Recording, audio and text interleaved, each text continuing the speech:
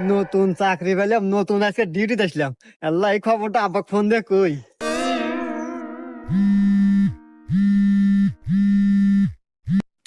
হ্যাঁ বাজান। হ্যালো আব্বা। আব্বা, আমি নতুন চাকরি পাচ্ছি, পুলিশের চাকরি পাচ্ছি। কই? তুই কি করিস বাজান? তুই পুলিশের চাকরি পাচ্ছু? হ্যাঁ, আমার শুনে আত্মাটা জুড়ে গেল বাজান। আমার কত স্বপ্ন ছিল তুই একটা চাকরি করবো, সরকারি চাকরি করবো। যাক বাজান, আমি খুব খুশি হয়েছি বাজান তুই চাকরি পাচ্ছু। আব্বা, ওই আমাদের বাড়ির পাশে যে টয়লেট মোড় আছে না, রাস্তা, এই রাস্তায় আজকে আমি ডিউটি করতেছি, তুমি আসো দেখা হয়ে যাও।